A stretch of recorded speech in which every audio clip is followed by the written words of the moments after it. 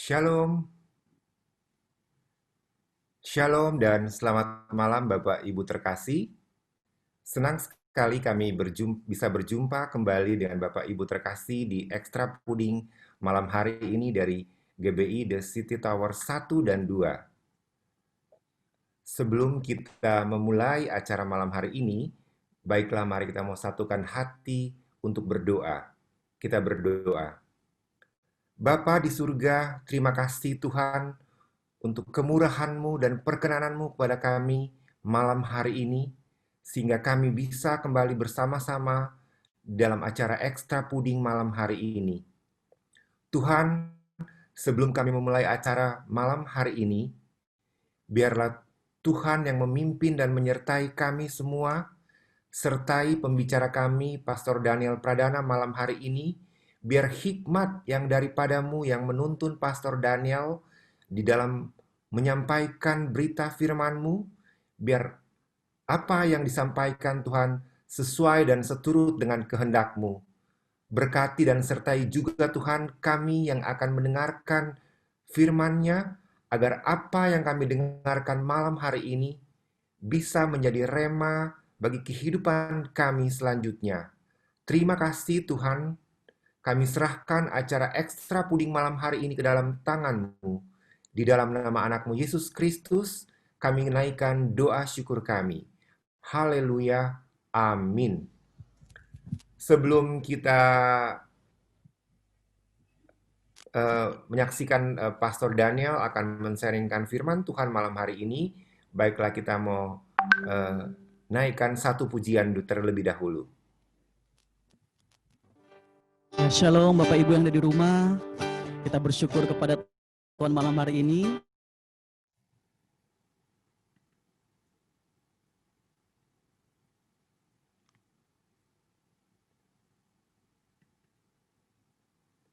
Haleluya, terima kasih Tuhan.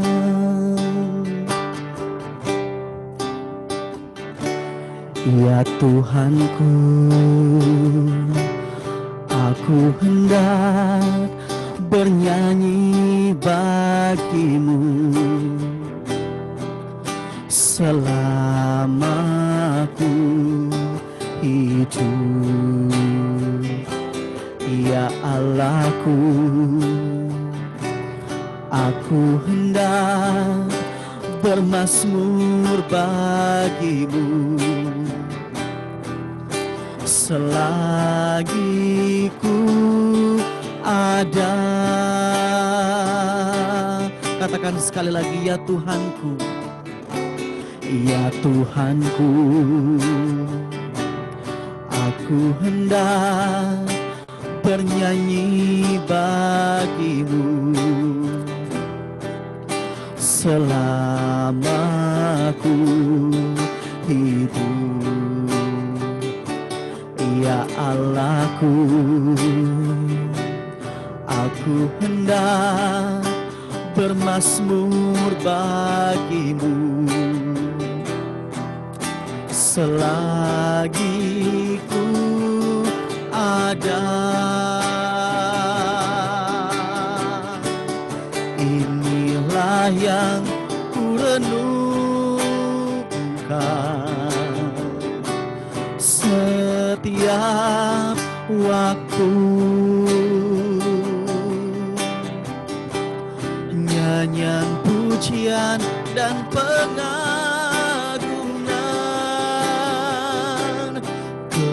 kepadamu. Oh, biarlah manis kau dengar Tuhan, manis kau dengar Tuhan, dan hatiku bersuka karenamu. Mari kita berikan tepuk tangan buat Tuhan Yesus. Ya Tuhanku, aku hendak bernyanyi bagimu selamaku hidup, ya Allahku, ya Allahku. Aku hendak bermazmur bagimu selagi ku ada. Inilah yang ku renungkan setiap waktu. Nyanyian pujian dan pengagungan kepadamu. Oh, biarlah manis kau dengar, Tuhan, manis kau dengar, Tuhan, dan hatiku bersuka karenamu. Inilah yang ku renungkan setiap waktu. Oh, nyanyian pujian dan pengagungan kepadamu. Oh, biarlah manis kau dengar, Tuhan, manis kau dengar, Tuhan, dan hatiku bersuka karenamu, dan hatiku bersuka,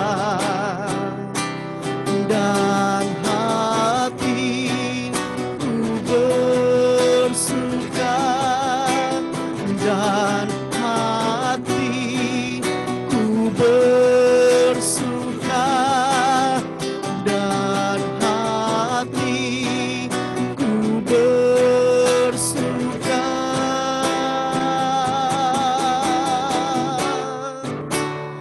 karenamu.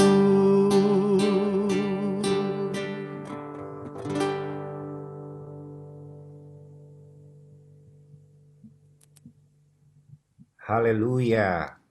Baiklah, Bapak Ibu terkasih, malam hari ini Pastor Daniel Pradana akan membagikan firman kepada kita dengan tema Temukan Kesempatan dalam Kesempitan. Pastor Daniel Pradana adalah seorang hamba Tuhan yang mempunyai 2 orang putri yang melayani di Kingdom Embassy Ministry. Saya rasa Bapak Ibu sudah sangat mengenal Pastor Daniel Pradana. Untuk itu tidak berlama-lama lagi kita serahkan ke Pastor Daniel Pradana untuk mengambil alih. Silakan Pastor. Oke, selamat malam semuanya. Shalom. Shalom. Saya harap bisa dengar suara saya semua baik. Baik, Pastor. Bisa ya. Senang sekali malam hari ini kita bisa bertemu. Sekalipun mungkin dalam satu setting yang tidak biasa. Kita harus ketemu secara online seperti ini. Tapi senang, setidaknya saya bisa lihat wajah-wajah yang familiar. Kangen juga sama Pastor Harry, biasa main ke City Tower, ngobrol banyak itu di Green Room, dan banyak teman-teman lain di sana. Dan malam hari ini satu kehormatan besar diberikan kepada saya untuk bisa bicara di depan saudara semua. Dan saya diminta untuk sampaikan satu pesan yang sifatnya begini, ini bukan khotbah minggu. Saya percaya saudara sudah diberkati tadi dengan pesan dari Pastor Heriko. Dan yang belum dengar, saudara harus dengar. Itu makanan utamanya. Dan ini extra pudding. Extra pudding itu sifatnya cuman tambahan, cuman dessert gitu, jadi pemanis. saya diminta untuk sampaikan sesuatu yang simple tapi praktis. Nah, itu goalnya. Simple, sederhana, gampang dimengerti, gampang dicerna, tapi praktis. Artinya sesuatu yang kita bisa praktekkan secara nyata dalam hidup kita sehari-hari. Dan saya diberikan tema malam hari ini yang cukup menarik, diberikan tema yang sangat unik, yaitu temukan kesempatan dalam kesempitan. Wah, awalnya saya lumayan bingung, maksudnya apa ya? Kesempatan dalam kesempitan. Saya sampai cari definisinya. Ini kan peribahasa. Saya cari definisinya dan saya temukan definisi ini atau arti ini dari temukan kesempatan dalam kesempitan. Yaitu begini, mendapatkan keuntungan di tengah-tengah musibah. Mendapatkan keuntungan di tengah-tengah masalah. Itu arti dari kita temukan kesempatan dalam kesempitan. Nah, ketika saya tahu itu artinya, saya tertantang untuk sampaikan satu pesan yang menarik. Ini pesan yang saya punya udah cukup lama, tapi praktis. Malam hari ini saya akan bicara tentang itu. Dan saya minta saudara buka hati saudara, kita mau sama-sama belajar. Nanti di akhir ada waktu juga untuk tanya jawab. Mungkin kalau ada sesuatu yang kita mau discuss sama-sama, diberikan kesempatan buat itu. Tapi sebelum kita masuk, saya mau ajak kita sama-sama berdoa. Tuhan, kami bersyukur buat malam hari ini, Kau berikan kami kesempatan untuk bertemu lewat media ini, Tuhan. Kami berdoa, berkati media yang kami pakai, agar tidak ada gangguan, tidak ada hambatan, semua jaringan lancar, sehingga kami bisa tangkap pesan-pesan dari Tuhan yang spesifik buat hidup kami dengan jelas. Sehingga kami bukan hanya mengerti apa yang Kau mau, tapi kami juga bisa untuk melakukan hal tersebut yang Kau mau untuk kami lakukan. Malam hari ini kami buka hati kami selebar-lebarnya. Izinkan Tuhan untuk berbicara. Nyatakan isi hati-Mu Tuhan, kami siap untuk mendengar. Di dalam nama Tuhan Yesus kami berdoa, sama-sama katakan amin. Saya mau mulai dengan pertanyaan ini buat saudara. Berapa banyak saudara yang, saya nggak tahu gimana responnya ya, kalau yang mukanya kelihatan boleh angkat tangan, tapi kalau enggak boleh kasih jempol gitu. Berapa banyak saudara yang pernah dengar istilah ini? Ini istilah yang umum dipakai. If you can change your life, if you can change your habit, then you can change your life. Kalau saudara bisa merubah kebiasaan saudara, maka saudara bisa merubah hidup saudara. Ada yang pernah dengar istilah itu? Nggak ada? Nggak ada? Bener nggak ada? Oh ada satu. Ya adalah. If you can change your habit, kalau kita bisa merubah kebiasaan kita, maka kita bisa mengubah hidup kita. Maksudnya apa, Pastor? Saya kasih sedikit penjelasan. Karena hidup setiap kita, semua kita, hidup setiap kita, isinya itu sekedar begini. Sekedar rentetan kebiasaan-kebiasaan yang kita sudah bangun sehari-hari. Coba saudara pikirkan hidup saudara masing-masing. Setiap kita, sehari-harinya kita tuh nggak ada yang bangun pagi, kemudian berpikir dulu, hari ini mau ngapain lagi ya? Nggak ada. Kenapa? Karena semua kita sudah memiliki yang namanya kebiasaan. Jadi udah kayak autopilot. Bangun pagi udah langsung tahu, bahkan bangunnya jam berapa kita udah tahu. Ada yang langsung mandi, ada yang langsung saat teduh, ada yang langsung sikat gigi, ada yang langsung siap-siap ke kantor, dan seterusnya.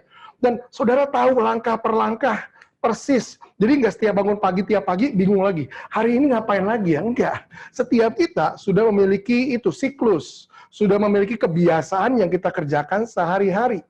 Nah, pepatah itu berkata begini, kalau saudara bisa merubah kebiasaan saudara, maka sebenarnya saudara bisa mengubah hidup saudara. Artinya masa depan saudara. Kenapa? Ya karena itu, ada sesuatu yang kita masukkan, komponen yang kita masukkan dalam hidup kita, yang akan menciptakan satu masa depan yang baru.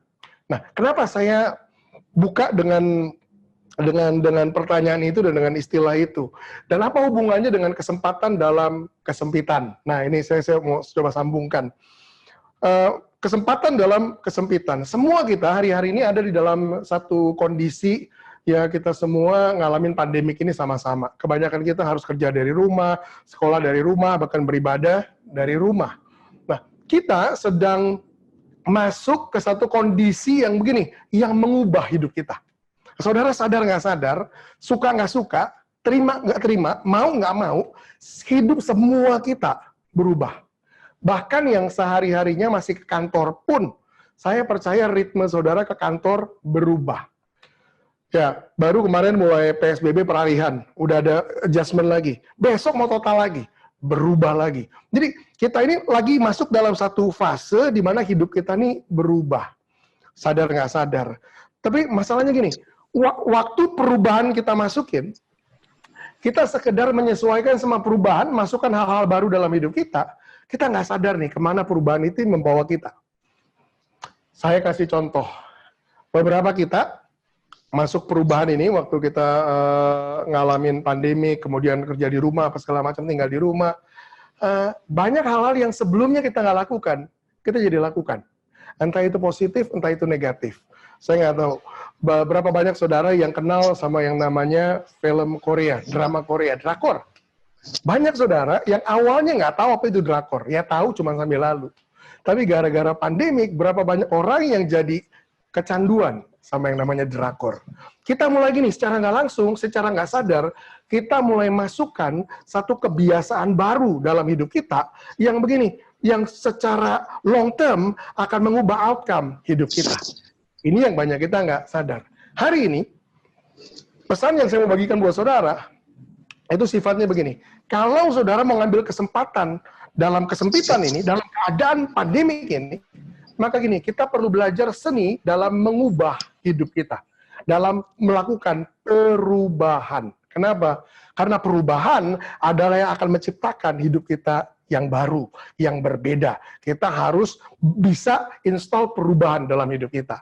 Masalahnya tadi, kita udah punya kebiasaan, tapi kemudian ketika kita dipaksa berubah lewat pandemi ini, kita mulai masukkan perubahan-perubahan yang kita nggak sadar, tapi kemudian gini, mulai membuat hidup kita melenceng. Contoh perubahan yang lain. Yang tadinya kita sudah sangat terbiasa dengan ritme begini. Namanya hari Minggu, ya kebaktian. Saya tahu pergumulan dan perjuangan, terutama saudara jemaat di City Tower. Wah, tiap minggu itu kenal Car Free Day. Tapi begini, setelah bertahun-tahun saudara jalanin, saudara berjuang, saudara berusaha. Yang awalnya nggak enak, jadi saudara nikmati. Udah jadi bagian dari diri saudara, yang saudara tahu siklus itu, kebiasaan itu memberkati hidup saudara. Karena saudara bertumbuh di situ. Tapi kemudian begini, ketika kita dibelokkan secara tiba-tiba oleh pandemik ini, kita semua harus di rumah, ibadah di rumah. Beberapa kita mulai ngerasa begini, enak juga ya, hari Minggu nggak perlu bangun pagi-pagi. Enak juga ya, nggak perlu puter-puter, wah jalan susah loh ke City Tower itu, putar-putar untuk sampai ke gedung gereja.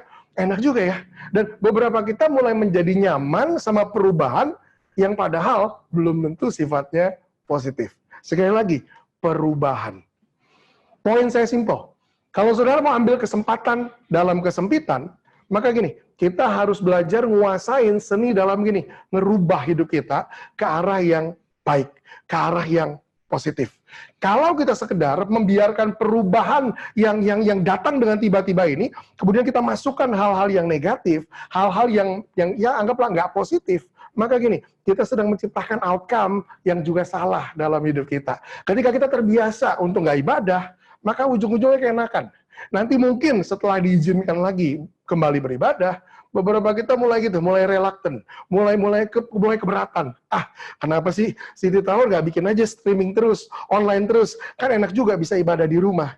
Lihat, ada kebiasaan baru yang kita masukkan yang belum tentu sifatnya baik dan positif dalam hidup kita. Nah, saya mau berikan satu definisi.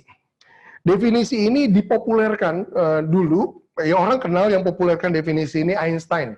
Ada pro kontra lah tentang benar atau enggak dia yang kasih kutipan ini. Tapi ya ini istilah yang umum. Orang kutip begini, Einstein pernah berkata, kata insanity atau kata gila itu artinya begini. Orang yang melakukan hal yang sama terus-menerus, tapi mengharapkan hasil yang berbeda. Coba, insanity is someone who is doing the same thing over and over again, but expecting different result. Orang lakukan hal yang sama terus-menerus, tapi harapkan hasilnya berbeda. Saya kasih contoh. Ini kata gila ya. Saya kasih contoh. Kalau hari ini saya mau bikin roti, ini contoh yang paling sering saya pakai, bikin roti. Anggaplah ini cara bikin roti. Percaya saya nggak bisa bikin roti. Tapi anggaplah gini caranya. Oke, saya akan ambil tepung, ambil air, ambil ragi, ambil susu, ambil telur, saya akan bikin adonan, kemudian saya taruh di loyang, masukkan oven, tunggu sekian lama, ting, yang keluar hari ini adalah roti. Oke, itu hari pertama, saya bikin roti. Hari kedua, saya putuskan saya mau bikin roti. Apa yang saya lakukan? Saya ambil tepung yang sama, ragi yang sama, telur yang sama, air yang sama, aduk dengan cara yang sama, taruh di loyang yang sama, masukkan ke oven yang sama, tunggu waktu yang sama, ting! Yang keluar adalah roti. Itu hari kedua, saya bikin roti. Hari ketiga, saya mau bikin roti. Apa yang saya lakukan? Saya ambil tepung yang sama, air yang sama, ragi yang sama, telur yang sama, aduk dengan cara yang sama, taruh di loyang yang sama, masukkan ke oven yang sama, ditunggu waktu yang sama, ting, yang keluar roti. Itu cara saya bikin roti. Hari keempat, saya putuskan saya bosen makan roti. Saya mau bikin apa? Saya mau bikin donat. Apa yang saya lakukan? Ini yang saya lakukan. Saya ambil tepung yang sama, ragi yang sama, telur yang sama, air yang sama, aduk dengan cara yang sama, taruh di loyang yang sama, masukkan ke oven yang sama, saya tunggu waktu yang sama, tapi ntar dulu. Hari ini saya mau bikin donat. Sekalipun semuanya sama, selama oven, saya mulai berdoa. Dalam nama Yesus keluar donat. Saya perkatakan, donat, donat, donat. Kurang afdol. Orang profetik, kita doa keliling. Saya keliling itu oven. Donat, donat, donat, donat. Saya beriman, pokoknya yang keluar harus donat. Dalam nama Yesus. Ting, yang keluar adalah, saya dengar, semuanya bilang, roti. Apa ini? Ini adalah definisi orang gila. Orang yang melakukan hal yang sama terus-menerus, tapi mengharapkan hasilnya berbeda, itu adalah orang gila. Apa yang berusaha saya sampaikan? Banyak dari kita hidup dengan cara yang sama, ritmenya sama, kebiasaannya sama, habitnya sama, sehari-hari siklusnya sama. Tapi kita berharap begini, kita berharap sekarang dapat pasangan hidup. Kita berharap sekarang naik gaji, kita berharap sekarang dapat ngalamin promosi, kita berharap sekarang toko kita makin laku. Menurut Einstein, menurut definisi tadi, ini adalah orang, saudara yang ngomong, saya nggak sebut apa-apa. Ini orang gila. Kenapa? Kalau saudara lakukan hal yang sama terus-menerus, jangan pernah harapkan hasilnya berbeda. Kenapa? Karena hasilnya tidak akan berbeda. Hasilnya pasti sama. Atau dengan kata lain, kalau saudara mau dapatkan hasil yang berbeda, nggak cukup sekedar saudara doakan, Tuhan aku berdoa supaya aku ngalamin promosi, Tuhan aku berdoa usaha aku makin laku, Tuhan aku berdoa supaya dapat pasangan hidup, Tuhan aku berdoa supaya lebih intim sama Tuhan. Saudara boleh doakan apa aja, tapi dengar fakta ini, kecuali ada sesuatu dalam hidup saudara yang saudara rubah, maka tidak ada yang akan berubah dalam hidup saudara. If you change nothing, then nothing will change. Apa hubungannya, Pastor, dengan mengambil kesempatan dalam kesempitan? Ini hubungannya. Di dalam waktu yang sempit ini, kita semua lagi ngalamin kesukaran. Kesukaran yang kita semua lagi ada di dalamnya, gini, memaksa setiap kita untuk merubah sesuatu. Tapi kemudian ini poinnya, perubahan yang dipaksa terjadi dalam hidup kita, pilihannya cuma dua. Memaksa saudara untuk masukkan kebiasaan-kebiasaan yang membuat hidup saudara mengarah ke arah yang lebih baik, atau justru lebih buruk. Tadi saya udah kasih contoh yang lebih buruk. Kita mulai kecanduan drakor nih. Padahal sebelumnya seumur-umur nggak pernah nonton drakor. Sekarang malah kerjanya di depan TV terus. Seumur-umur, yang muda mungkin ya, seumur-umur saudara jarang main game. Tapi gara-gara di rumah terus, itu ada alat nganggur, kita mulai mainin. Akhirnya sampai pagi kita main game. Jadi beberapa kita, perubahan yang dipaksa datang ini, terpaksa datang ini gini, mulai mengubah kita ke arah yang buruk. Tapi dengar begini, kalau saudara mau mengambil kesempatan dalam kesempitan, kalau saudara mau mendapatkan keuntungan di balik musibah ini, maka dengar, kita perlu belajar melakukan ini, seni merubah hidup kita justru ke arah yang lebih baik. Because if you change nothing, then nothing will change. Kalau saudara nggak ngerubah apa-apa, maka nggak ada yang akan berubah. Ada satu orang lagi berkata begini, show me your habit, then I can show you your future. Tunjukkan kepada saya kebiasaan harian kamu, maka saya bisa kasih tunjuk masa depan kamu. Kenapa? Karena hidup kita, masa depan kita, isinya cuma begini, terdiri dari kebiasaan-kebiasaan yang kita bangun hari ini. Kalau saya terbiasa olahraga, maka masa depan saya akan sehat. Kalau saya terbiasa kerja keras, maka saya akan berhasil. Kalau saya terbiasa bangun hubungan yang baik dengan Tuhan, maka saya akan intim sama Tuhan. Jadi kita jadi apa kelak, itu bergantung dari kebiasaan yang kita bangun sehari-hari. Kalau kita mau punya masa depan yang baru, masa depan yang lebih baik, nggak cukup kita mendoakannya. Nggak cukup kita sekedar beriman, percaya, bahkan bernubuat, aku punya masa depan yang baik. Boleh, semuanya boleh. Tapi dengar, ini prinsipnya. Kalau saudara nggak ngerubah apa-apa, maka di depan sana tidak ada yang akan berubah. Ingat, kayak roti tadi, prosesnya nggak ada yang dirubah sama sekali. Kalau saudara cuma perkatakan, doakan, kelilingin, nubuatin, keluarnya tetap akan roti. Nggak mungkin keluar donat. Kenapa? Ya karena prinsip tadi. Saudara nggak bisa cuma lakukan hal yang sama, tapi mengharapkan ada hasil yang berbeda. Nah, di dalam masa pandemik ini tantangan yang saya percaya semua kita jadi punya. Apa? Kita ditantang untuk merubah hidup kita. Pastor, nggak ditantang berubah pun udah berubah otomatis. Ya karena tadi, keadaan memaksa kita berubah. Benar.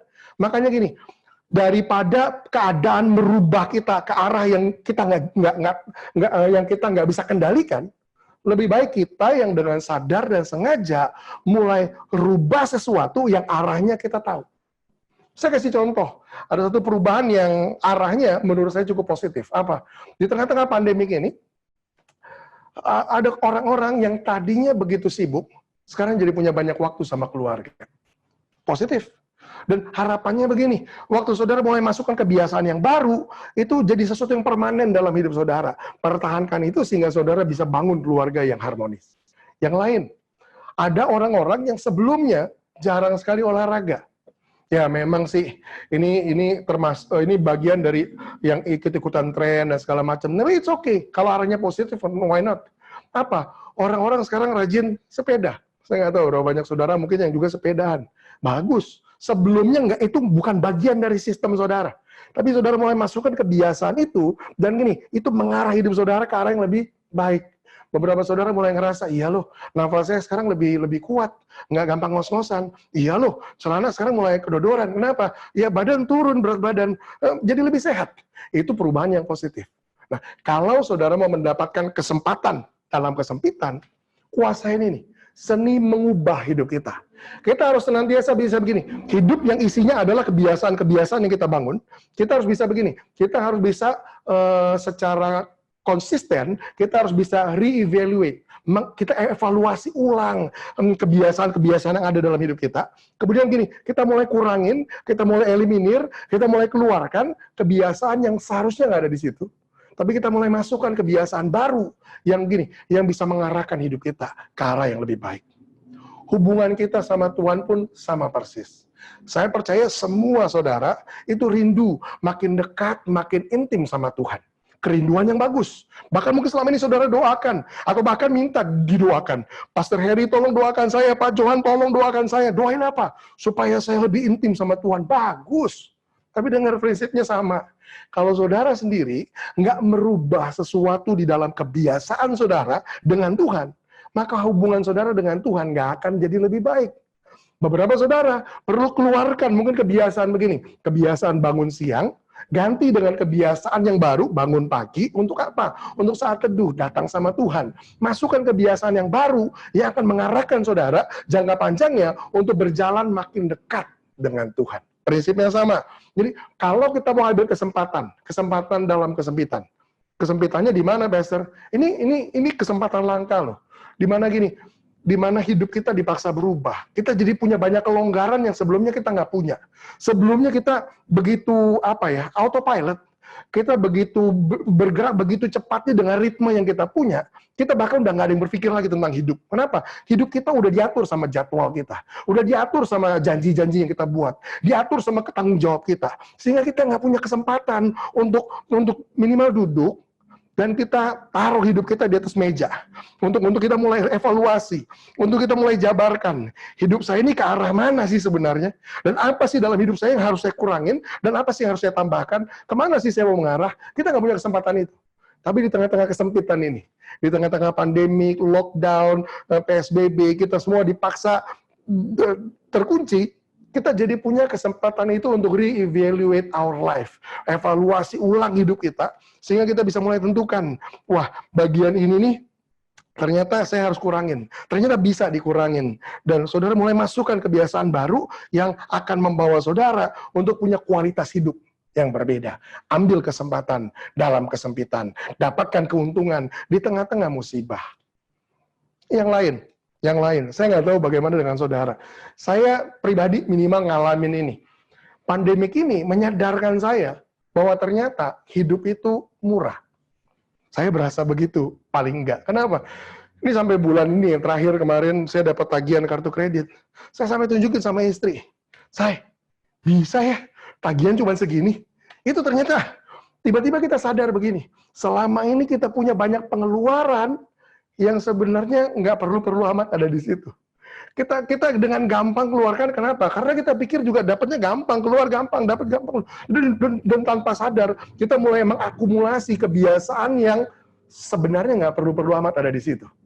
Tiba-tiba ketika keadaan paksa kita untuk berubah, kita merampingkan diri, ikat pinggang semuanya, tiba-tiba kita sadar, ternyata hidup ini murah ya.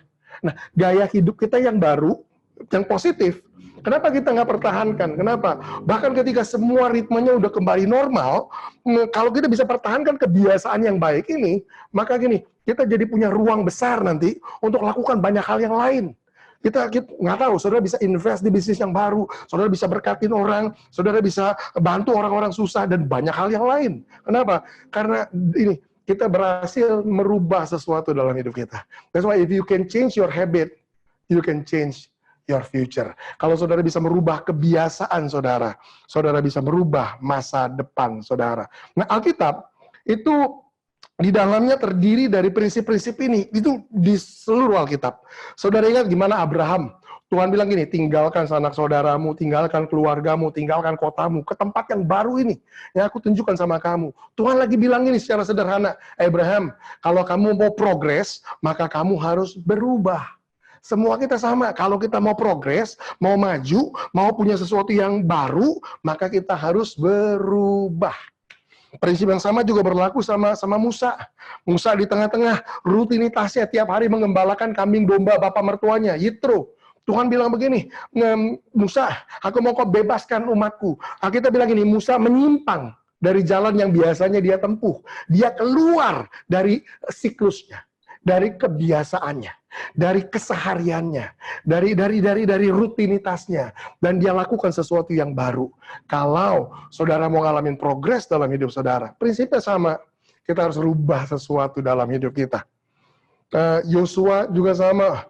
Yosua pimpin bangsa Israel memasuki tanah perjanjian. Tuhan bilang gini sama Yosua, Yosua, jalan yang kamu bahkan masuki, itu belum pernah kamu lalui sebelumnya. Kalau saudara mau masuk ke dalam tingkatan yang baru, level yang baru, saudara mau menanjak dalam hidup saudara ke teritori yang baru, Tuhan cuma pesan, kebiasaan yang harus kamu lakukan, yang baru, itu belum pernah kamu lakukan sebelumnya. Jadi kita harus belajar menguasai seni ini dalam merubah sesuatu dalam hidup kita untuk ciptakan masa depan kita yang baru.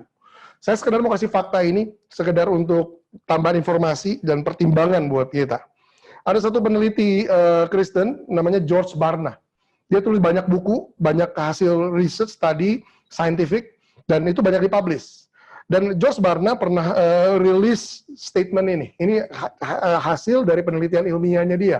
George Barna bilang begini, the world is changing and reinventing itself every 3 to 5 years. Dunia itu senantiasa berubah dan meremajakan dirinya itu setiap 3 sampai 5 tahun sekali dunia. Maksudnya apa, Pastor? Saudara bayangin teknologi deh. Dulu kita punya handphone kayak gimana yang flip gitu, sekarang itu udah kayak barang purbakala gitu. Padahal baru beberapa tahun yang lalu. Saudara ada yang masih tahu namanya Friendster? Oh iya ya, itu namanya Friendster ya. Sekarang udah nggak ada. There is no such thing. Berapa banyak hal-hal yang baru beberapa tahun yang lalu itu hype luar biasa, tapi dalam hitungan beberapa tahun singkat aja udah punah. Jadi dunia itu senantiasa berubah dan meremajakan dirinya. Itu siklusnya gini, setiap 3 sampai 5 tahun sekali. Selalu ada tren baru, selalu ada perubahan yang baru, selalu ada gelombang baru. Dunia itu begitu cepatnya berubah. Tapi George Barna di dalam statement yang sama juga rilis statement ini. Tapi gereja, dia bilang ini, gereja, but the church is changing and reinventing itself every berapa lama? George Barna bilang every 30 to 50 years. Gereja itu hanya berubah, meremajakan dirinya, itu setiap 30 sampai 50 tahun sekali. Apa artinya? Ya kesimpulannya simple. Pantesan seringkali gereja itu ketinggalan. Itu selalu ketinggalan, selalu adanya di belakang. Kenapa? Karena kita gagal di dalam mengadaptasi, mengadopsi, mengambil yang namanya perubahan. Kalau kita mau maju, kita harus berubah. Kalau gereja mau ada di depan, dengar ini, gereja harus siap berubah, bahkan lebih cepat dari dunia berubah. Sehingga labelnya bukan begini, gereja ikut-ikutan dunia. No, kalau kita berubah lebih cepat, dunia yang akan ikut-ikutan kita. Nah ini fakta. Kalau kita mau maju, kita harus berubah. Masalahnya, perubahan itu gini, enak diomongin, enak juga didengar, tapi sulit dilakukan. Itu yang terjadi. Kita tahu istilah tadi. Kalau kita bisa merubah kebiasaan kita bisa merubah masa depan kita. Teorinya kita tahu. Tapi faktanya begini, banyak dari kita yang sulit lakukan perubahan.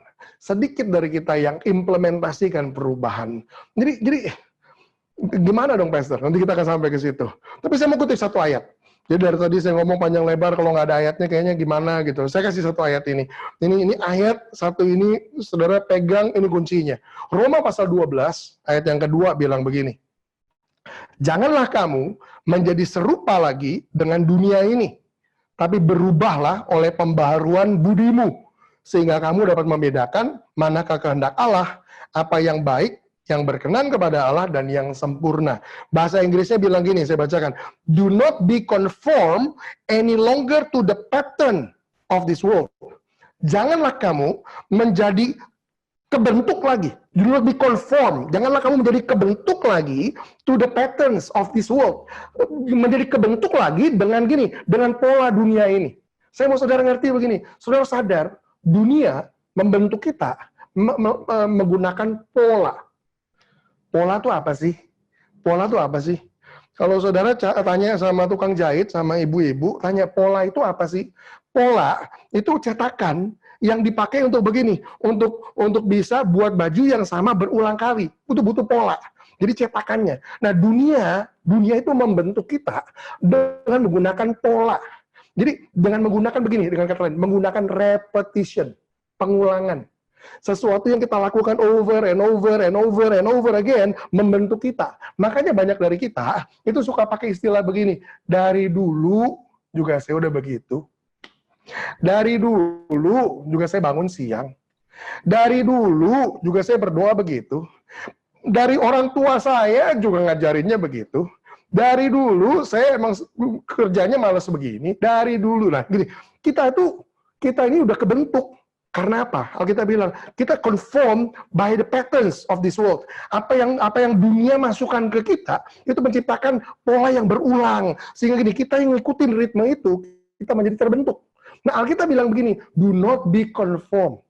Jangan kamu jadi kebentuk lagi dengan pola yang kamu ulang-ulang, yang selama ini ngebentuk kamu. Jangan kamu menjadi sebentuk lagi dengan bagaimana dunia mempola kamu, mencetak kamu. Tapi kemudian Alkitab bilang begini, but be ye changed. Tapi berubahlah kamu. Be ye transformed. Berubahlah kamu. Sekali lagi, Alkitab ngomong pesan yang sama. Kalau saudara mau progres, saudara mau maju dalam hidup saudara mau bisa dapatkan kesempatan. Di tengah-tengah kesempitan ini, maka kita harus belajar dan bisa menguasai seni ini. Seni merubah hidup kita.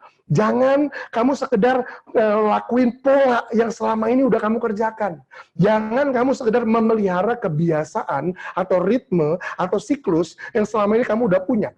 Ingat, di tengah-tengah pandemik, kita semua dipaksa berubah. Ya oke lah, selama 6 bulan ke belakang mungkin kita nggak sadar dengan hal ini, kita mulai masukkan nih, beberapa kita mulai masukkan nih, ada kebiasaan-kebiasaan yang kurang baik. Tapi ketika saudara mulai sadar ini, waduh, kalau kayak begini, nanti pandemik lewat pun, gawat. Saya kok jadi kecanduan drakor nih, kok saya kan jadi malas ibadah nih, kok saya jadi gini. Waktu saudara sadar itu, malam hari ini mulai gini, mulai kuasain lagi hidup saudara, dan mulai gini, mulai saya bilang tadi, mulai taruh lagi hidup saudara di meja untuk evaluasi ulang. Apa nih yang saya harus rubah? Gimana ngerubahnya? Dan kemudian gini, jangan sekedar berharap kita lewatin pandemik, terus kita mau kembali ke kebiasaan lama kita. Itu penyakitnya kita. Kita maunya kembali ke kebiasaan lama kita. Kita nggak mau adopsi yang baru, kita maunya balik ke kebiasaan lama kita. Nah, yang terakhir, saya mau tutup dengan pemikiran ini sebelum nanti kita sama-sama discuss dan sama-sama tanya jawab. Saya mau rangkum dulu, kemudian saya nanti kasih poin-poinnya. Kalau saudara mau maju dalam hidup saudara, kata maju itu saya pakai istilahnya tadi. Kalau saudara mau mengambil kesempatan dalam kesempitan.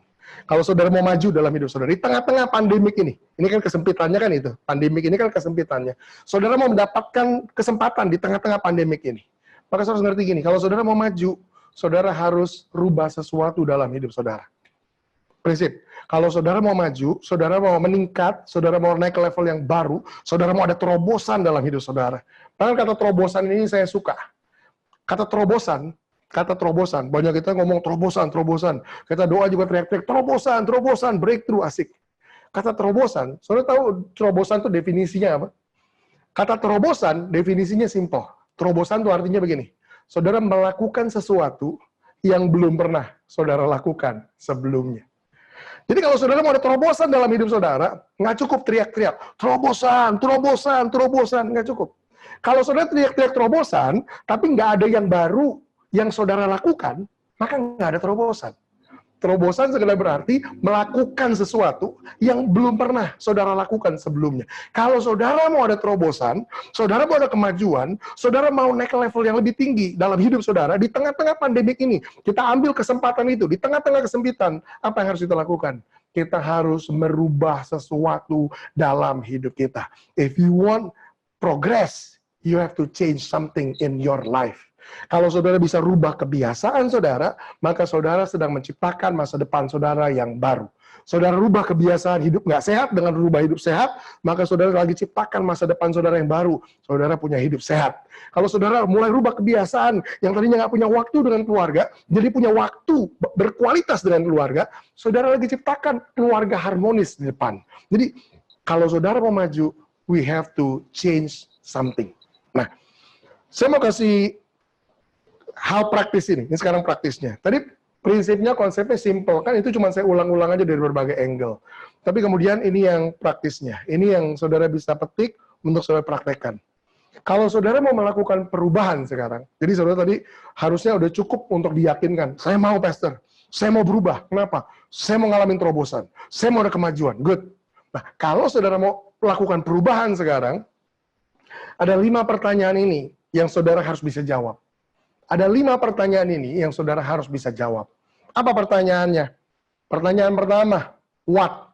Jadi saya kasih 5-5-nya ya. What, why, who, when, how. Tapi yang pertama dulu, what. Saudara bisa jawab pertanyaan pertama yaitu what. Maksudnya apa? What to change. Oh, tadi kita ngomong perubahan. Saudara mau jadi excited. Yes. Oke deh, saya mau berubah. Kemudian ditanya, apa yang mau dirubah? What do you want to change? Kebanyakan kita, kalau disodorkan pertanyaan itu, maka kebanyakan kita mulai mikir dan bingung. Apa yang mau dirubah? Apa ya? Semua udah baik-baik, apa yang mau dirubah ya? Dan akhirnya ujung-ujungnya kita nggak bisa menemukan, kita nggak bisa tunjukkan satu hal aja yang kita mau rubah, kita nggak bisa ujung-ujungnya. Dan kalau ketika saudara nggak bisa temukan apa itu hal yang saudara mau rubah, maka percaya saya, saudara nggak akan rubah apa-apa. Makanya tadi, konsep perubahan ini saudara orang suka, tapi akhirnya nggak ada implementasi. Karena pertanyaan pertamanya gagal dijawab. Apa yang mau dirubah? Apa ya? Kayaknya semua udah oke-oke aja. Ya udahlah, nggak ada kali yang dirubah. Nggak ada yang berubah ya. Saudara bisa jawab what to change. Gimana caranya, pastor, mengidentifikasi apa yang harus saya rubah? Buat saudara yang udah jelas-jelas mungkin ya ngalamin pergumulan, gampang identifikasinya. Aduh pastor, keuangan saya sulit sekali, maka area keuangan saya harus saya rubah. Cara saya mengelola keuangan saya harus berubah. Gampang identifikasinya. Tapi kadang-kadang ada kita yang hidupnya gini, nggak baik sekali, tapi juga nggak buruk. Ya tengah-tengah lah. Sehingga begini, sulit untuk kita point out, sulit untuk kita nunjuk itu yang harus dirubah. Kenapa? Karena kita ya nggak berubah juga nggak apa-apa gitu. Nah, kalau gitu gimana dong caranya pastor menemukan apa yang harus saya rubah? Saya kasih prinsip ini. In any area of your life, where there is no more progress, di dalam area manapun di hidup saudara, yang saudara nggak lagi bisa temukan ada kemajuan, maka dengar, di area tersebut harus ada perubahan. Jadi nggak perlu nunggu ada area yang susah dulu. Waduh, istri saya udah minta cerai nih, Pastor. Saya harus rubah cara saya menjadi suami. Ya, kok nunggu diminta cerai? Jangan. Tapi gini, sekedar coba identifikasi. Area mana dalam hidup saudara yang saudara sadar begini, nggak ada kemajuan lagi. Contoh, area itu banyak. Area keluarga saya, berumah tangga. Hubungan saya sama istri saya atau sama suami saya, makin hari makin dekat, makin intim, makin mesra, atau justru makin jauh. Saudara identifikasi. Kalau jawabannya, kayaknya gitu-gitu aja, Pastor, hambar-hambar aja udah dari dulu. Dah. Berarti di situ harus ada perubahan. Area lain, contoh, hubungan dengan Tuhan misalnya. Gimana hubungan saudara dengan Tuhan? Ya, begitulah, Pastor. Udah 10 tahun terakhir ya begitu-begitu aja. Nah, nggak ada kemajuan. Berarti di area tersebut harus ada perubahan. Pokoknya prinsip nih, di area manapun dalam hidup saudara, di mana di situ nggak lagi ada kemajuan, maka di situ harus ada perubahan. Itu cara mengidentifikasinya. Saudara temukan area yang tidak lagi maju, di situ saudara harus rubah. Pertanyaan kedua yang saudara harus tanya adalah pertanyaan ini, why must you change? Kenapa saudara harus rubah? Pertanyaan kenapa ini penting. Kenapa? Karena pertanyaan kenapa ini adalah faktor motivasi yang memberikan dorongan. Kenapa? Karena banyak orang ngerasanya gini, ya memang sih area keuangan saya nggak maju, tapi begini juga nggak apa-apa. Memang sih kerohanian saya nggak maju, tapi begini juga nggak apa-apa. Nah, ketika nggak temukan alasan kenapa harus berubah? Nggak kenapa-napa. Saudara nggak akan berubah lagi. Jadi sekalipun tahu ada area-area yang harus dirubah, the failure of finding the why, kegagalan menemukan alasan kenapa harus berubah, itu akan membuat saudara nggak termotivasi, nggak memiliki dorongan untuk berubah. Biarpun tahu harus berubah. Tahu, banyak saudara tahu, saya harus kurangin berat badan, saya tahu, saya harus punya gaya hidup, saya tahu, tapi nggak ada dorongan kuat. Nah, gimana caranya ngejawab why? Gimana ngejawab why? Kalau saudara bisa gini, kalau bisa temukan why yang natural. Waduh, anak-anak saya harus sekolah, dan saya nggak punya uang buat sekolah anak saya. Why-nya tuh besar. Makanya saya harus rubah area keuangan saya, ngatur keuangan cara saya bekerja. Kenapa? Karena saya harus sekolahkan anak-anak saya. Ketika saudara temukan why yang besar, saudara akan punya dorongan yang kuat untuk merubah sesuatu di situ. Saudara kerja lebih keras, saudara akan cari pekerjaan yang lebih banyak mungkin, akan cari kesempatan yang lain, dan seterusnya. Ketika saudara bisa temukan why-nya besar. Tapi kalau saudara nggak ada why yang natural seperti itu, apa yang saudara bisa lakukan? Saya kasih tahu triknya. Saudara bisa ciptakan why saudara sendiri. Contoh. Secara ekonomi, gimana? Ya, ekonomi saya nggak kaya-kaya amat, tapi juga nggak miskin-miskin amat. Ya, di tengah-tengah lah. Perlu berubah nggak? Ya, kayaknya nggak perlu-perlu amat, begini juga udah oke. Ciptakan why yang lebih besar, bisa berupa begini. Kamu mau nggak? Bisa ajak istri kamu jalan-jalan ke luar negeri mungkin. Iya loh, belum pernah loh. Saya ajak istri saya ke luar negeri. Mau. Anak-anak mau. Apa yang saudara ciptakan? Saudara ciptakan faktor why yang makin besar. Kenapa? Karena tadinya kita cuma punya gini, ya saya hidup segini udah cukup kok. Udah pas-pasan juga udah cukup kok. Nggak pernah kemana-mana juga nggak apa-apa kok. Tapi ketika saudara ciptakan why saudara sendiri yang lebih besar, saudara lagi membangkitkan dorongan yang lebih kuat untuk memberikan motivasi saudara harus berubah sesuatu dalam hidup saudara. Dengan keuangan kamu sekarang, bisa nggak sekolahin anak? Bisa. Anak saya bisa sekolah. Mau nggak sekolahnya ke luar negeri? Luar negeri ya? Benar juga.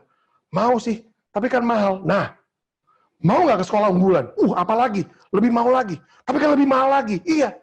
Ketika saudara bisa ciptakan why yang makin besar, daya dorongnya akan makin kuat untuk saudara, push diri saudara lakukan perubahan.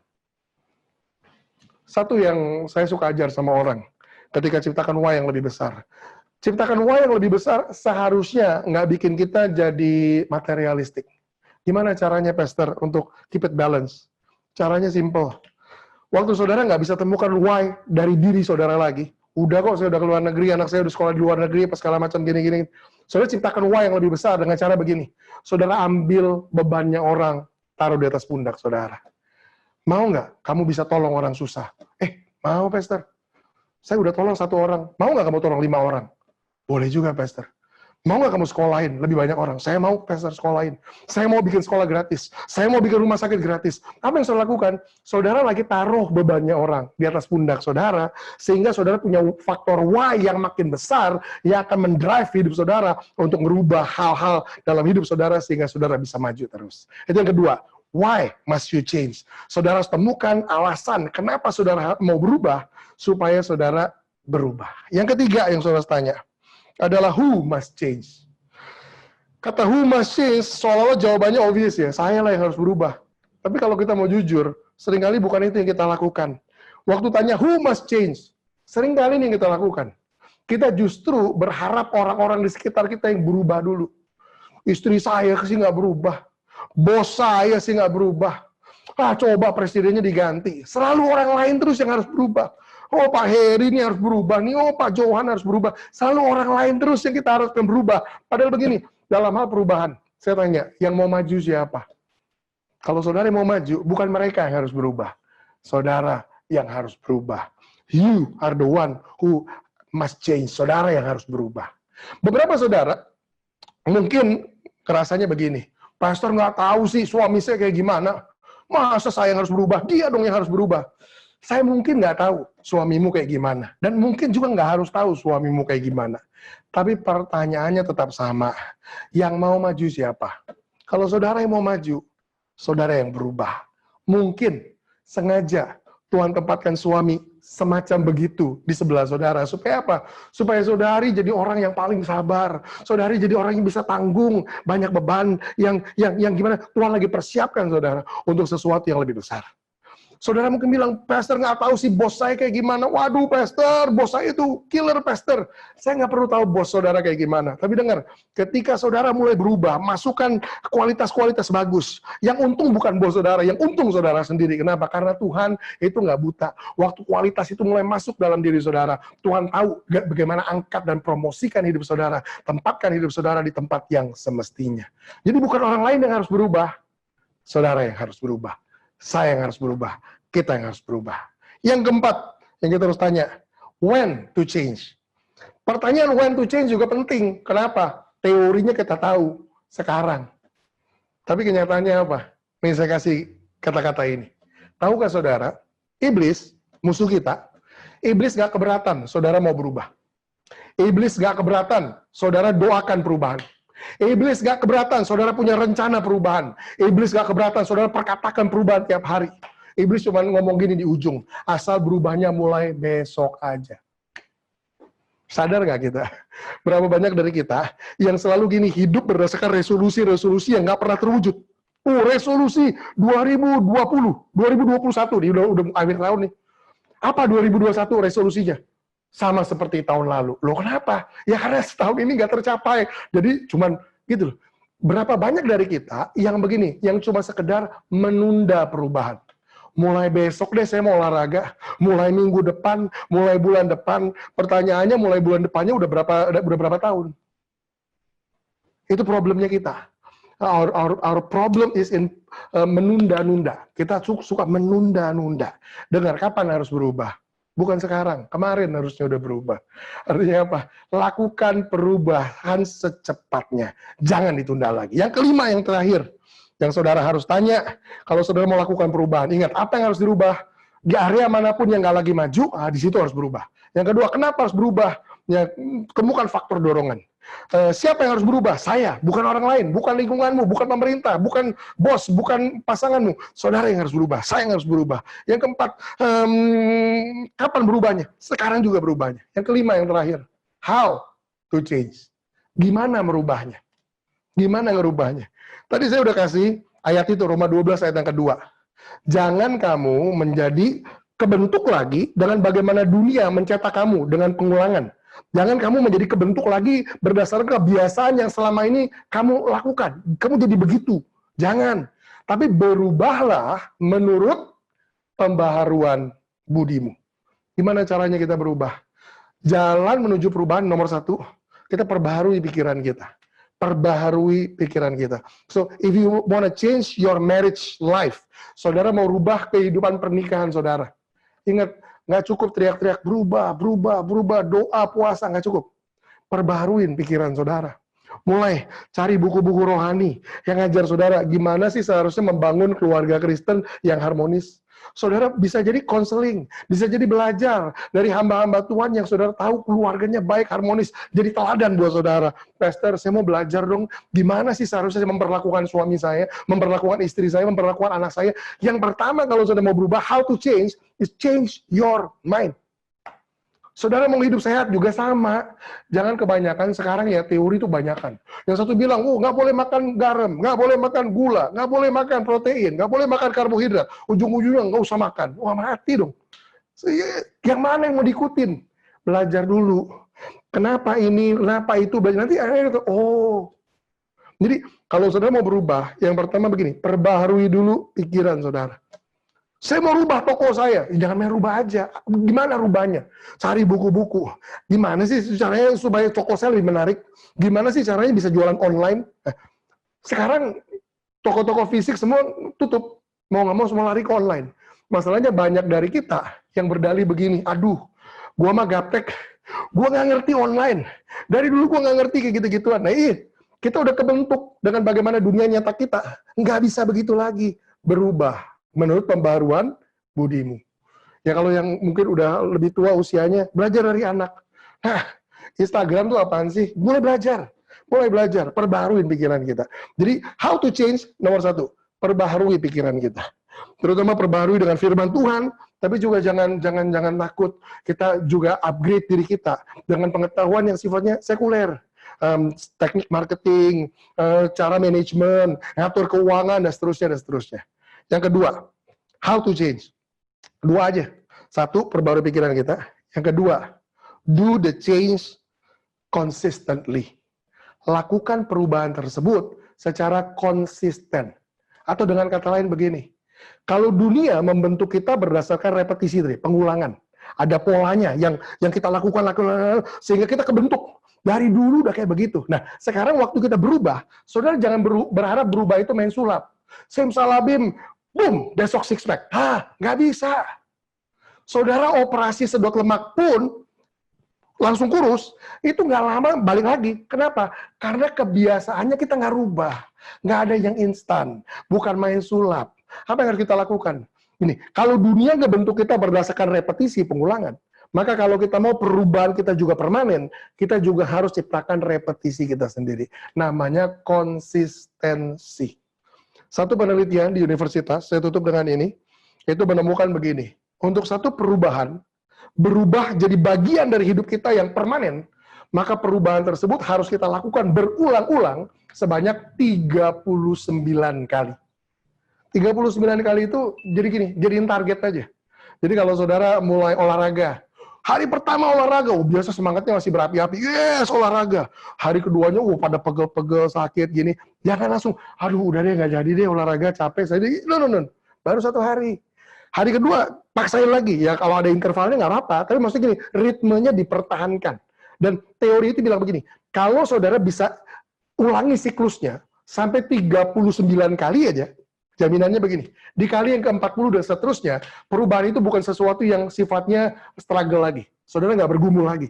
Udah jadi bagian yang permanen dalam hidup saudara. Bahkan kalau nggak ngelakuin, aduh, kok rasanya sakit-sakit ya nggak olahraga. Karena biasa olahraga.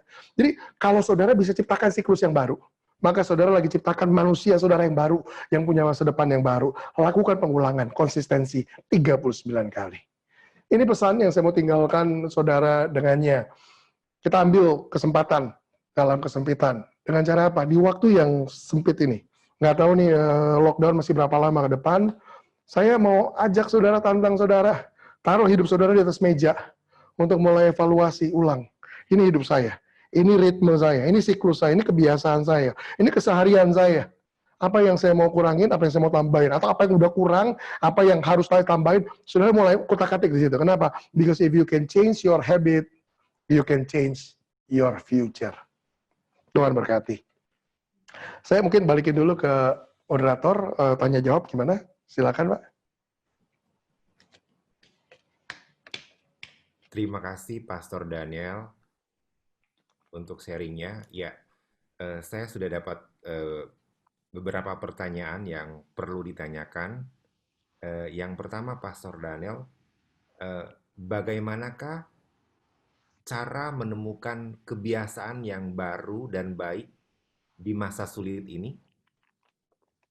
Mungkin bisa langsung dijawab dulu. Oke, good. Pertanyaan yang sangat bagus.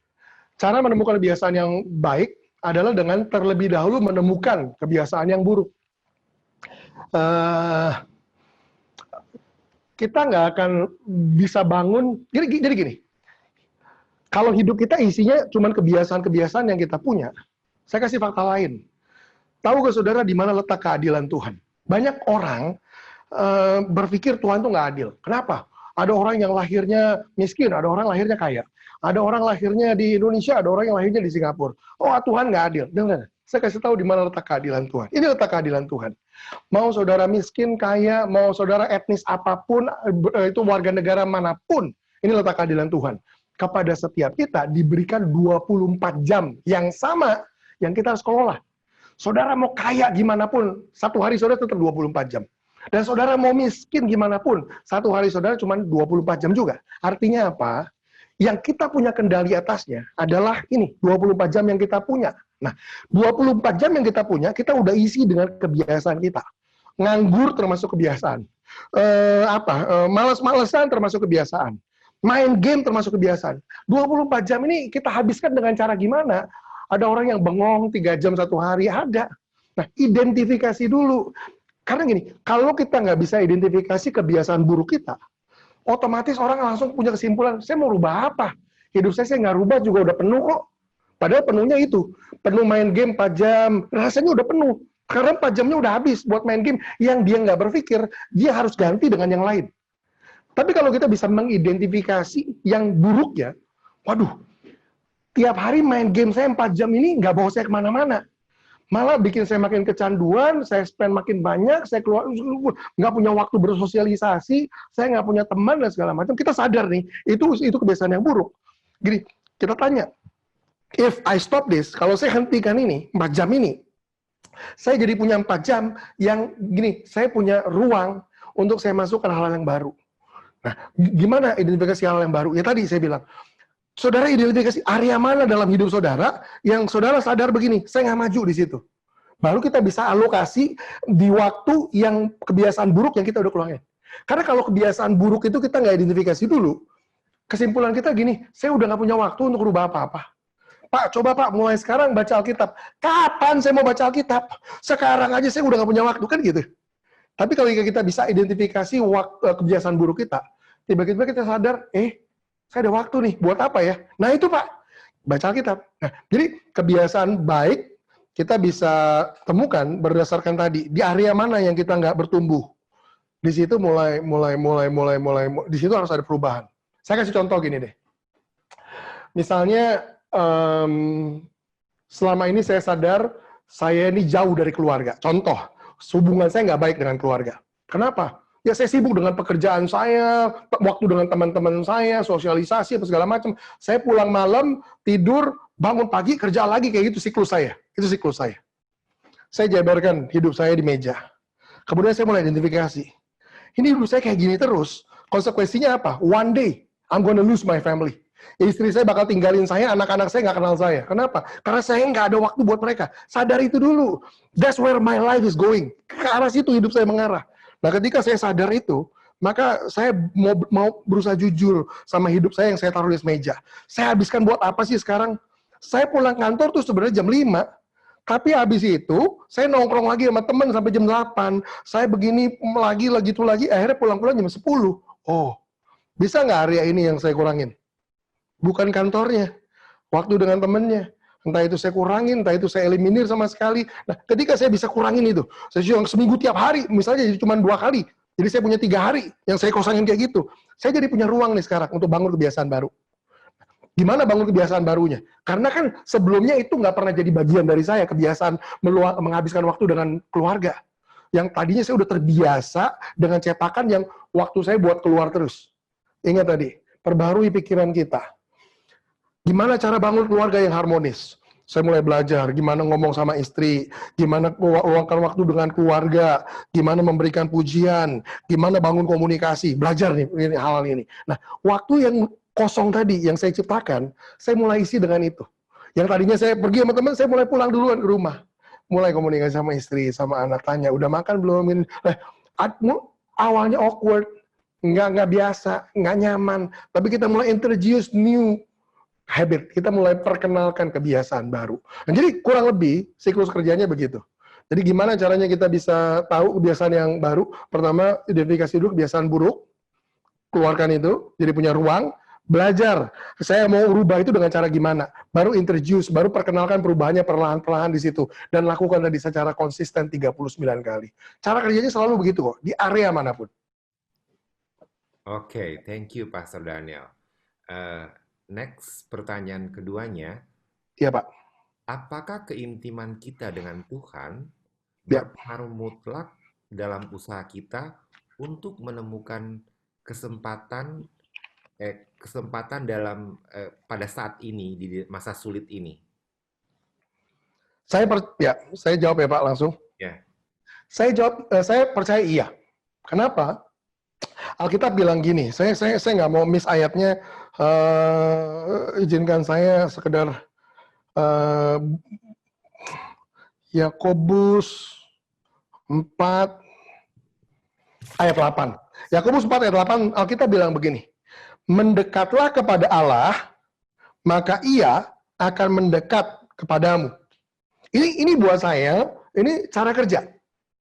Mendekatlah kepada Allah, maka ini hasilnya. Dan ini akibatnya. Dan ia akan mendekat kepadamu. Saya tanya, berdasarkan urutan cara kerja ini, yang mana dulu?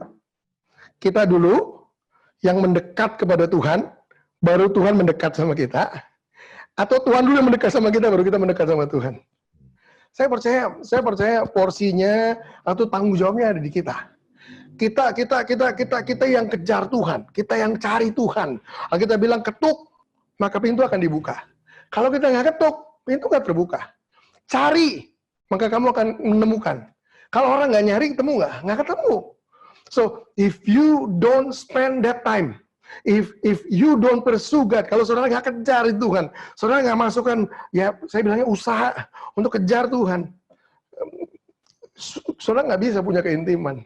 Jadi ya saya bukan bilang keintiman adalah hasil usaha kita, bukan, tapi gini, ini satu perjalanan, satu determinasi yang gini. Kita perlu dorong diri kita, daging kita untuk gini. Daud ngomong ini berkali-kali. Hai jiwaku, pujilah Tuhan. Gini loh. Kita punya hal itu. Kita punya barrier. Kita punya batasan itu yang namanya daging. Kalau kita nggak bisa break out dari situ, nggak bisa keluar dari situ, jadi sifat kita ngejar Tuhan bukan karena Tuhan butuh dikejar, bukan, tapi karena gini, kita perlu kalahkan daging kita untuk kita hanya tertuju sama Tuhan, gitu.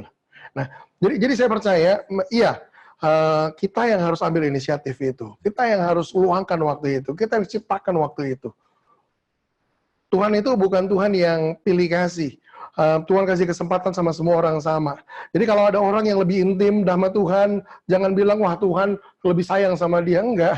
Mungkin dia spend waktu lebih banyak, mungkin dia lebih gigih, mungkin dia lebih ngotot kejar Tuhan, sehingga dia punya kualitas hubungan itu sama Tuhan. Keintiman itu nggak instan, dan keintiman itu nggak otomatis. Saudara intim sama istrimu juga sama. Nggak ada yang simsalabim, boom, saya intim sama istri saya. Nggak ada. Orang mau sebaik apapun, sesempurna apapun, nggak ada keintiman yang sifatnya granted, diberikan begitu aja, nggak ada. Itu sifatnya dikembangkan, sifatnya diusahakan, sifatnya dibangun. Keintiman itu sifatnya begitu. Oke, jadi kita yang harus berinisiatif ya Pak? Ya. Oke, next question-nya Pak gini, kalau kita sudah memang intim dengan Tuhan, apakah tidak ada privilege dari Tuhan? Apakah kita masih perlu atau usaha untuk menemukan kesempatan di masa sulit ini? Ini kalau hubungannya sama yang kita belajar hari ini tentang progres itu kan nggak cuma di satu area aja, di area rohani. Anggaplah saudara ngerasa hubungan saudara sama Tuhan progresif terus. Artinya makin lama makin dekat, makin intim, makin kenal Tuhan, makin dekat sama Tuhan. Good. Saudara mungkin bisa temukan area lain dalam hidup saudara yang dimana saudara bisa berubah, yang saudara bisa ngalamin progres di situ. Jadi nggak cuma area rohani aja. Area fisik, jasmani saudara, pekerjaan saudara, bisnis saudara, keluarga saudara, hubungan dengan istri, dengan anak, di semua area hidup saudara. Prinsipnya sama, kalau saudara mau progres, di situ harus ada perubahan. Jadi bukan cuma di area rohani aja. Tapi kalau memang pertanyaannya di seputar area rohani, Pastor, memangnya kalau ngejar Tuhan itu nggak ada mentoknya, gitu kan? Saya udah intim kok sama Tuhan, apalagi yang saya bisa kejar dari Tuhan? Gini, saya jawabnya. Saya belum pernah sampai hari ini ketemu satu orang hamba Tuhan pun. Dan saya ketemu hamba Tuhan cukup banyak. Terutama kalau saudara tahu saya juga penerjemah. Saya ketemu bahkan hamba-hamba Tuhan top dunia. Saya belum pernah sampai hari ini ketemu satu hamba Tuhan pun yang ngerasa keintimannya sama Tuhan udah cukup. Itu satu hal yang indah tentang Tuhan. Saya mau kutip ini dari kitab Kidung Agung. Waduh, kalau saudara gali kitab itu, kalau kita punya waktu ngobrol kitab itu, saya happy banget. Kenapa? Di Kidung Agung itu gambaran gini, gambaran hubungan keintiman dibangun antara mempelai laki-laki dan mempelai perempuan, mempelai gereja, mempelai laki-laki Kristus. Nah, gambarannya itu sangat sifatnya personal. Ada satu jeritan, ada satu nyanyian yang dilantunkan oleh mempelai perempuan kepada mempelai laki-laki yang bunyinya gini, bring me to your secret chambers. Bawa aku ke kamar-kamar rahasiamu. Bahasa Indonesianya ke maligai-maligaimu. Apa itu? Do you know that bahwa Tuhan itu memiliki lebih dari satu kamar rahasia. Bahwa Tuhan punya lebih dari sekedar satu tingkatan keintiman. Tuhan punya dimensi keintiman, kedekatan, dimensi cinta yang makin memabukkan, yang makin tinggi, yang makin dalam. Yang gini, saudara nggak akan punya satu kehidupan yang cukup bisa explore semuanya. Tuhan itu sedalam itu. Jadi kalau ada yang bilang, saya kayaknya udah cukup intim sama Tuhan, udah gak mungkin lebih intim lagi. Saya ragu sama itu. Kenapa? Saudara bisa lebih intim lagi.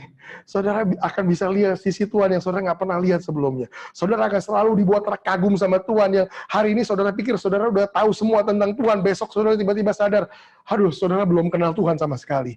Tuhan kita sebegitu dalam, sebegitu kaya, sebegitu luas, sebegitu dahsyat. Jadi explore terus dunianya Tuhan. Nggak ada habisnya. Oke. Thank you, Pastor Daniel. Pertanyaan berikutnya, Pastor. Iya, Pak. Tadi kan disebut gereja itu harus berubah, gitu loh. Ya. Mereka ingin bertanya, gereja berubah, apanya yang harus diubah? Alat-alatkah, style worship-nya, atau doktrin yang harus diubah? Wow. Ini pertanyaan yang agak berbahaya buat saya. Kenapa? Saya orang yang dari dulu punya, sebut lagi nih, punya visi, itu bahasa kerennya, tapi bahasa yang mungkin nggak terlalu enak didengar. Saya ini dari dulu selalu punya obsesi, punya ketertarikan untuk lihat gini, Tuhan, apalagi sih dari gereja yang Tuhan mau rubah? Kenapa? Saya ini salah satu ayat favorit saya di Alkitab. Kisah Para Rasul pasal 3 ayat 21. Alkitab bilang begini, This Christ, Kristus ini harus tinggal di sorga sampai waktu pemulihan segala sesuatu. Artinya apa? Ada satu terjemahan lain bilang begini, Heaven must keep Jesus until the restoration of all things. Sorga harus nahan Yesus sampai semua dipulihkan dulu, baru Yesus boleh datang lagi. Nah, kalau kita semua pengen lihat Yesus datang kedua kali, maka ini salah satu kondisinya. Segala sesuatu harus dipulihkan terlebih dahulu. Termasuk gereja. Nah, fakta bahwa Yesus belum datang sampai hari ini, sekedar membuktikan bahwa ada sesuatu di dalam gereja, tubuh Kristus, yang masih belum pulih sempurna. Makanya, saya harap nggak ada satu gereja pun di dunia ini, sehebat apapun, yang berani ngeklaim, kami gereja yang sempurna. There is no such thing. Gereja belum sempurna. Kalau udah sempurna, nggak ada lagi yang perlu berubah, nggak ada lagi yang perlu dipulihkan, Yesus pasti udah datang. Jadi fakta Yesus belum datang membuktikan ada sesuatu dalam gereja yang masih harus berubah. Nah, tadi ditanya apa yang harus berubah, Pastor. Nah, karena itu obsesi saya. Itu pengejaran saya selama ini. Saya selalu tertarik untuk tanya sama Tuhan, Tuhan, apanya lagi, bagian mana lagi, kemana lagi, dan segala macam. Dia, Tuhan tunjukkan hal-hal. Apa yang kamu cari, kamu dapatkan. Itu yang kamu ketuk, itu yang terbuka. Tuhan mulai tunjukkan sama saya hal-hal yang mungkin gini, forumnya kurang tepat. Kalau di depan publik, saya sampaikan ini. Ini hal yang saya respect leadership of the church. Saya hormati kepemimpinan gereja. Saya akan berani dan mau ngobrol gitu sama Pastor Harry, dan saya lakukan sama banyak pemimpin gereja, sama gembala saya lakukan. Kenapa? Karena saya percaya perubahan harus terjadi dari situ, bukan revolusi dari bawah. Jadi mungkin kurang wise lah, kurang bijak lah. Nah, sekedar saya kasih kisi-kisi lah. Pandemik selama 6 bulan ini kita udah jalanin. Ini meyakinkan saya akan satu perubahan yang gereja harus lakukan secara masif dan secara radikal. Meliputi apa, Pastor? Meliputi bentuk dan eksistensi gereja yang ada. Pertanyaan-pertanyaan gini saya mulai berani tanya. Bagaimana kalau kejadian serupa seperti ini itu berulang, dan berulang bahkan dalam skala yang bisa lebih besar? Kok Pastor bisa ngomong gitu? Apa yang nakut-nakutin? Enggak. Karena Alkitab ngomong, keadaan di hari-hari yang terakhir nggak akan semakin baik. Kita baru aja ngalamin sesuatu yang gini, virus kecil itu bisa buat satu dunia goncang. Dan selama 6 bulan ini ibadah di mana-mana off dan terganggu selama ini. Gini, ada perubahan yang masif nih. Nah, menariknya, kebanyakan gereja itu moodnya cuma gini, berharap pandemik ini segera berlalu, supaya kita bisa segera kembali ke ritme kita yang sebelumnya. Tapi masalahnya gini, saya cuma nggak mau. Saya punya ketakutan ini. Jangan sampai ya, nanti baru balik sebentar. Apa menurut Pastor, pandemi ini nggak bakal lewat? Menurut saya pasti lewat. Tapi gini, biarpun lewat, nggak ada jaminan yang lain nggak akan muncul. Belum tentu pandemik. Lihat keadaan dunia hari-hari ini. Aduh, banyak hal di dalam timetable-nya Tuhan lagi digenapin. Berapa banyak dari kita yang pernah mimpi ini apa namanya, pemimpin Israel bisa salam-salaman sama pemimpin di Arab, Timur Tengah segala macam damai. Waduh, ini ada sesuatu dalam timetable-nya Tuhan lagi bergulir. Kita senang lihatnya damai gitu ya, tapi dalam timetable-nya Tuhan ini akhir zaman. Nah, jadi lihat hal-hal ini, jangan sampai gini, gereja baru mulai on lagi, tahu-tahu ada sesuatu yang masif lagi, tutup lagi, kan naik turun gitu. Mungkinkah lewat pandemik ini Tuhan sebenarnya lagi berusaha menyampaikan sesuatu buat gerejanya? Ada satu perubahan yang besar yang gereja harus tangkap, sehingga gini, kalau kita adopsi, implementasi perubahan itu, maka keadaan apapun ke depan yang mungkin muncul, mau itu virus, pandemik, mau itu teroris, nuklir, apa segala macam, gereja nggak akan terpengaruh. Kalau sekarang terpengaruh banget nih. Nah, saya cuma bisa kasih kisi-kisi itu deh. Nah, saya mulai download hal-hal yang, aduh, saya bilang nih gimana nyampeinnya nih, dan nyampeinnya ke siapa nih? Oke, Pastor. Ya. Oke, ini mungkin pertanyaan terakhir karena waktu juga. Iya, Pak. Jadi, bagaimana peran gereja di dalam masa sulit ini? Wow. Ini pendapat saya ya. Jadi ini pertanyaan sifatnya tujuan pribadi. Saya sangat merasa peran gereja saat ini tidak maksimal. Bukan cuma kurang, tapi tidak maksimal. Kenapa? Karena gini, saya mau pakai apa yang saya sharing hari inilah. Gereja udah terbiasa dengan siklusnya. Terbiasa dengan kebiasaannya selama bertahun, berpuluh-puluh tahun, beratus tahun mungkin. Jadi kita udah terbiasa dengan siklus kita. Sama sekali nggak siap dengan perubahan yang semasif ini. Nah, tiba-tiba ketika terjadi perubahan ini, semuanya di shutdown, apa segala macam, banyak gereja yang sekedar berusaha menjalankan kelangsungan eksistensinya dengan begini, dengan mengonlinekan apa yang tadinya offline. Masalahnya itu nggak efektif. Bahkan dalam hal dengar khotbah aja, menurut saya ini nggak efektif. Khotbah online ini nggak efektif. Saya berani sebut inilah minimal. Saya percaya gereja masa depan itu bukan gereja online. Kenapa? Saya temukan ada banyak kelemahan dari sistem online ini. Orang nggak ada komitmen, orang nggak ada submission, nggak ada terlalu banyak hal lah. Tapi gini, saya percaya bukan ini jawabannya. Jawabannya bukannya mindahin yang offline jadi online.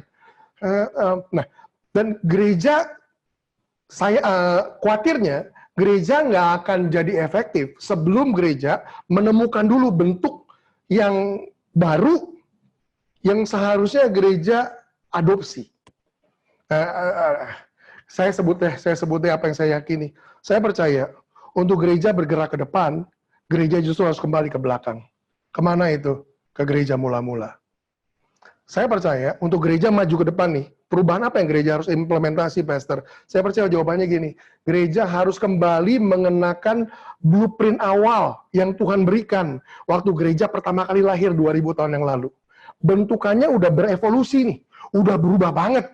Gereja yang tadinya tiap-tiap hari kumpul di rumah-rumah, nah, kita bilang mereka bertekun dalam pengajaran, dalam doa, memecah roti, persekutuan, di dalam tanda-tanda heran dan mujizat, dan setiap ada kebutuhan selalu ada yang membagikan, ada sacrificial giving. Tadinya gereja punya lifestyle kayak begitu. Sekarang jadi celebration, jadi pertunjukan, jadi entertainment, jadi besar. Saya percaya kalau kita mau gerak ke depan, gereja mau jadi relevan kembali, gereja justru harus kembali ke bentuk yang awal. Dan yang perlu dicermatin gini, di bentuk awal, gereja lahir di tengah-tengah penganiayaan. Artinya apa? Kalau di tengah-tengah penganiayaan aja gereja itu bisa lahir, maka nggak peduli penganiayaan kayak gimana, gereja ini bisa bertahan. Nah, itu makanya saya percaya, kalau gereja bisa mengambil bentuknya yang baru, saya percaya kekristenan akan efektif lagi. Kenapa? Mereka akan masuk lagi dalam pengajaran di situ. Bukan lewat online begini, tapi sifatnya komunitas, community learning, belajar dalam bentuk komunitas. Mereka belajar di situ. Itu sistemnya orang Yahudi. Dan mereka belajar di situ. Mereka doa kuat di situ. Mereka lakukan sign and wonder di situ. Mereka saling berbagi di situ, sharing di situ. Saya percaya arahnya ke situ. Kalau gereja mau efektif kembali. Jadi kalau ditanya pendapat saya, gereja di tengah-tengah pandemi ini gimana? Nggak efektif dalam menjalankan fungsinya. Kemudian juga dalam hal tanggung jawab sosialnya, saya ngerasa gereja melakukan terlalu minim. Yang bisa dimengerti memang begini, terlalu banyak gereja, karena bentukannya udah jadi kayak begini sekarang, itu punya operational cost, punya kebutuhan yang udah terlalu besar duluan. Jadi jangankan jawab kebutuhan orang di luar, ke dalam aja banyak gereja yang kesulitan. Nah, itu problemnya. Karena bentukannya menurut saya udah kurang tepat. Tapi kalau kita kembali ke blueprint awalnya, gereja akan bisa efektif lagi bergerak dan berdampak. Oke, thank you Pastor Daniel untuk sharingnya malam hari ini. Saya kembalikan ke Pak Heri karena waktunya memang sudah. Ya. Oke, ya saya kira malam hari ini kita dengar banyak, kita belajar banyak, kita dapat banyak insight, pencerahan dari apa yang sudah disampaikan, dan saya percaya ya untuk menemukan kesempatan di dalam masa sulit tadi jelas sekali ya, satu quote yang katakan mau alami terobosan harus ada perubahan. Ya, ada 5 dikatakan what, why, who, when, and how. Dan semuanya harus diawali dari mengalami metanoia, mengalami pembaruan pola pikir, ya sadar diri, punya kerendahan hati untuk mengevaluasi sehingga kita menemukan kelemahan kita dan memperbaiki diri sehingga kita akhirnya mendapatkan hal-hal positif, ya kebiasaan baru positif yang akan merubah dan menjadi kesempatan dalam masa-masa sulit. Thank you so much, Pastor Daniel. Ya, terima kasih sudah berkat malam hari ini. Saya percaya semua pemirsa juga mengalami berkat. Malam hari ini ada sedikit gangguan antara YouTube dan Zoom. Jadi yang biasa mengikuti YouTube akan bisa mengikuti rekaman. Ya, tapi yang Zoom juga sudah oke. Ya. Oke, kita akhiri Rabuding malam ini. Kita akan satu di dalam doa.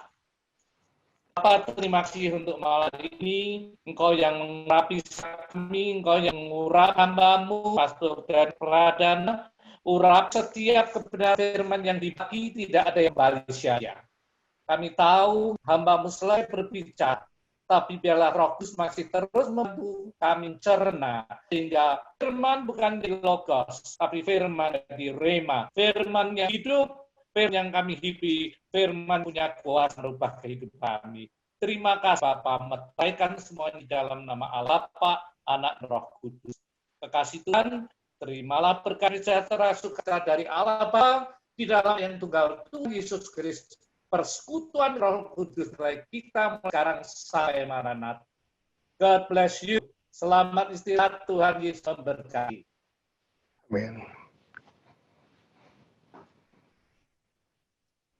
Thank you, Pastor Daniel.